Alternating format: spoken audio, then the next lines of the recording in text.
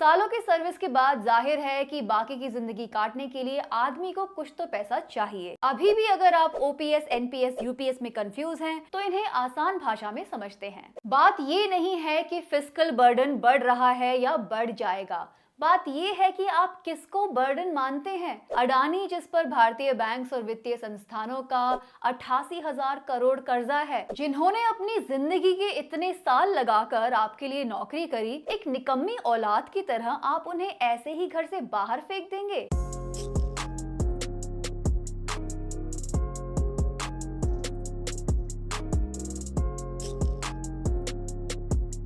पिछले हफ्ते लोगों में सबसे ज्यादा बहस रही ओपीएस, एनपीएस और यूपीएस के बीच। साथ ही सेबी के एक बोर्ड मेंबर ने बताया कि सेबी चीफ माधवी बुच खुद ही अडानी ऑफशोर फंड मामले देख रही थी, लेकिन अडानी भाई इन सबसे दूर मुकेश भाई को पीछे छोड़कर एशिया के रिचेस्ट मैन बन गए हैं। हिंडनबर्ग के इल्जामों और कितने ही स्टॉक गिरने के बावजूद महाराज की कृपा से उनकी धन दौलत में पिछले साल 95% इजाफा हुआ। बैंक्स और फाइनेंशियल इंस्टीट्यूशंस के लोन से अडानी भाई ने ports, container terminals, airports, news channels क्या क्या नहीं खरीद डाला। सरकारी कृपा से इंडिया के बिलियनियर्स में 29% इंक्रीज हुआ।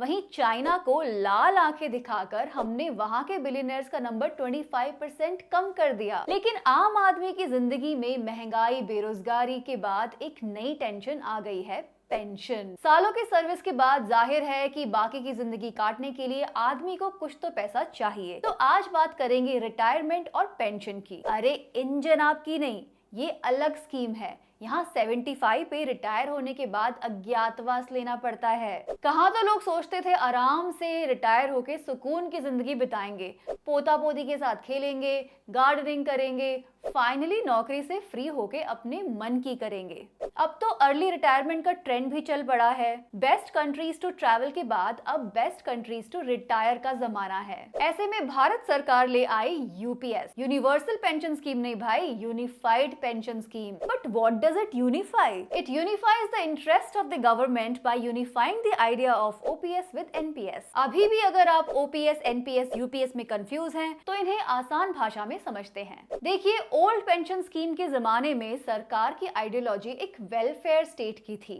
जिसमें अपने सिटीजन्स की सेवा करने का भाव होता है। एनपीएस तक आते आते सरकार की आइडियोलॉजी एक नियो लिबरल स्टेट की हो गई, जिसे अपने ही सिटीजन्स बर्डन लगते हैं। और यूपीएस तक तो हम फुल फ्लेज्ड क्रोनी कैपिटलिज्म में पहुंच चुके हैं, जहां सिटीजन्स लाभार्थी हैं और सरकार के करीबी ग्लोबल चैंपियंस हैं। ओल्ड पेंशन स्कीम सही मायने में पेंशन थी, जहां एम्प्लॉयज को अपनी तरफ से कुछ नहीं देना होता था। रिटायर होने के बाद उन्हें अपनी लास्ट ऑन सैलरी का 50% एज मंथली पेंशन मिलता था। बढ़ती महंगाई को देखते हुए ये अमाउंट बढ़ती भी थी। जो लोग अर्ली रिटायरमेंट ले लेते थे उन्हें भी वही पेंशन मिलती थी। अटल बिहारी वाजपेयी की एनडीए सरकार के दौरान 2004 में ये चिंता उठने लगी कि क्या सरकार का इतना पेंशन देना सस्टेनेबल है? क्या आगे चलकर इससे हमारा फिस्कल बोझ बढ़ जाएगा? तो जनवरी 2004 से ही न्यू पेंशन स्कीम आई, जिसमें प्रोविडेंट फंड की तरह एम्प्लॉय की सैलरी में से 10% काटा जाने लगा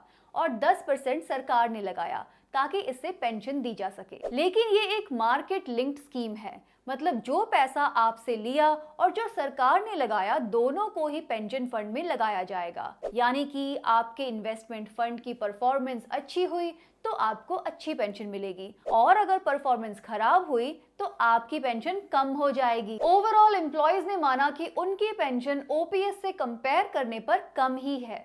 एम्प्लॉयज तो हर महीने पूरा पैसा लगा रहे हैं, लेकिन कुछ मिनिमम पेंशन मिलेगी इसकी गारंटी नहीं है। ऐसा नहीं है कि अभी पिछले सालों में ही पेंशन को लेकर प्रोटेस्ट हो रहे हैं। जब से एनपीएस लागू हुआ है तभी एम्प्लॉयज ने अपनी असहमति जतानी शुरू कर दी थी। 2018 में फिर 2023 में बहुत बड़े प्रोटेस्ट हुए, जहां लाखों की संख्या में कर्मचारियों ने भाग लिया। पिछले 2 सालों में हिमाचल प्रदेश, राजस्थान, छत्तीसगढ़, झारखंड और पंजाब वापस ओल्ड पेंशन स्कीम पर चले गए हैं। अब दूसरे राज्यों में भी ऐसी ही मांग उठ रही है। सरकार ने 2023 में फाइनेंस सेक्रेटरी टीवी सोमनाथन के साथ एक कमेटी बनाई एनपीएस के रिव्यू के लिए। अब यही यूपीएस लेकर आए हैं। पर क्या यूपीएस वाकई यूनिफाइड है? क्या वो वाकई ओपीएस और एनपीएस के बीच बैलेंस लाई है? जब 10th क्लास के बाद कोई बच्चा डिसाइड नहीं कर पाता कि साइंस लूं या आर्ट्स, तो घर वाले उसे बीच का रास्ता चुनने को कहते हैं और वो स्टूडेंट्स कॉमर्स ले लेते हैं। 140 करोड़ जनता की माई बाप सरकार, जिसके पास कितने ही एमबीए वाले एक्सपर्ट्स हैं,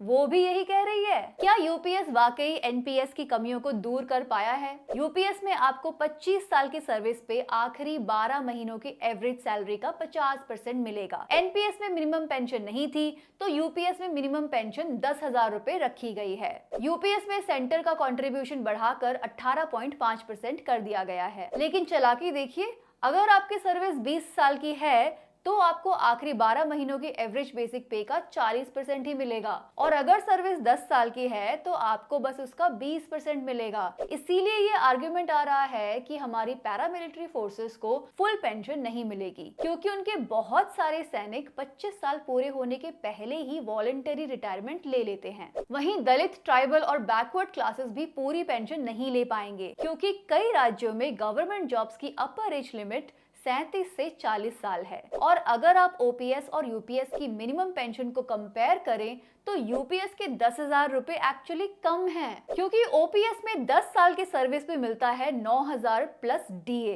जो 2025 में 57% होगा। तो अप्रैल 2025 में ओपीएस में आपको मिलेंगे 14,130 रुपए की पेंशन। ओपीएस, एनपीएस, यूपीएस को सही मायनों में ट्विटर निवासियों ने समझाया।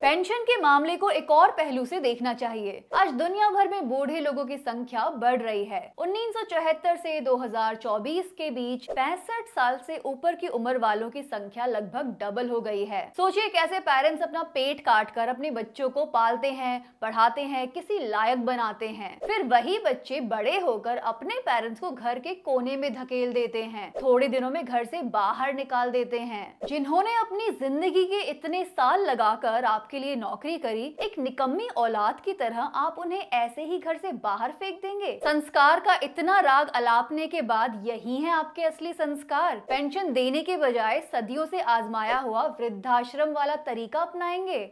आज यूरोपियन यूनियन की 20% से ज्यादा पॉपुलेशन की उम्र 65 साल से ज्यादा है। यूरोपियन यूनियन के 17 देशों का पेंशन का बजट उनकी जीडीपी का लगभग 10% है। ग्रीस में तो ये 16.4% है, और हमारी सरकार पेंशन पर खर्च कर रही है जीडीपी का बस 3.3%। इनफैक्ट पिछले 3 सालों में सेंट्रल गवर्नमेंट से ज्यादा स्टेट गवर्नमेंट्स ने पेंशन्स पे खर्च किया है। बात ये नहीं है कि फिस्कल बर्डन बढ़ रहा है या बढ़ जाएगा, बात ये है कि आप किसको बर्डन मानते हैं। अडानी, जिस पर भारतीय बैंक्स और वित्तीय संस्थानों का 88,000 करोड़ कर्जा है, या वो लोग जो आपके लिए 25 साल नौकरी कर रहे हैं? बेटर रिटायरमेंट और पेंशन्स का हल तो हमें निकालना ही है, साथ ही अपनी प्रायोरिटीज को भी ठीक करना होगा। एक तरफ तो आप 5 ट्रिलियन इकोनॉमी बनने वाले हैं, पर अपने ही कर्मचारियों के लिए आपके पास पेंशन फंड नहीं है। एमपी एमएलए को भी पेंशन मिलती है, वो तो ओपीएस, एनपीएस, यूपीएस के डिबेट से ही बाहर हैं। उनको एक बार एमपी या एमएलए बन जाने पर उम्र भर पेंशन मिलती है और महंगाई भत्ता भी मिलता है। इकोनॉमिस्ट प्रभात पटनायक ने इसका एक बहुत ही सरल उपाय बताया, जिससे ना तो आपका फिस्कल बर्डन बढ़ेगा और आप सबको यूनिवर्सल पेंशन दे पाएंगे। 2018-19 में 60 साल की उम्र से ज्यादा के 13 करोड़ लोग थे। अब इन्हें अगर 3,000 रुपए हर महीना भी दिया जाए तो ये हमारी ग्रॉस नेशनल इनकम का 2.5% ही होगा। ये पैसा बनेगा लगभग 1.87 लाख करोड़, जो कि आसानी से इकट्ठा किया जा सकता है। आप पूछेंगे कैसे? टॉप 1% अमीरों पर बस 1% वेल्थ टैक्स या संपत्ति कर लगाकर। ध्यान देने वाली बात ये है कि कॉर्पोरेट्स को करोड़ों की कर माफी देने पर फिस्कल बर्डन नहीं बढ़ता।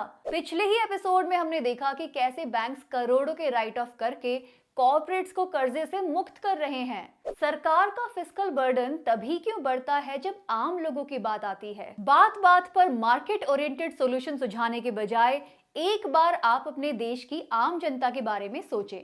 तभी ओपीएस, एनपीएस, यूपीएस में उलझने के बजाय सबको पेंशन देने के रास्ते खुलेंगे। कुछ ही दिनों में 4 राज्यों में इलेक्शंस होने जा रहे हैं। यहाँ भी लोगों की मुख्य मांगों में से एक है ओल्ड पेंशन स्कीम की बहाली हो। क्या चुनाव प्रचार के दौरान भी सरकार लोगों को यही कहेगी कि तुम हम पर बोझ हो, या प्रभात पटनायक से सीखते हुए बागबान का अच्छा बेटा बनने की कोशिश करेगी? Thank you for watching Cracknomics. अगर आपको ये एपिसोड पसंद आया हो तो वीडियो को लाइक और शेयर जरूर करें। मिलते हैं अगले एपिसोड में। द वायर के और वीडियोस देखने के लिए सब्सक्राइब करें और बेल आइकन पर क्लिक करें। स्वतंत्र पत्रकारिता की आर्थिक मदद करने के लिए डिस्क्रिप्शन में दिए गए लिंक पर जाएं और अपनी राशि चुनें।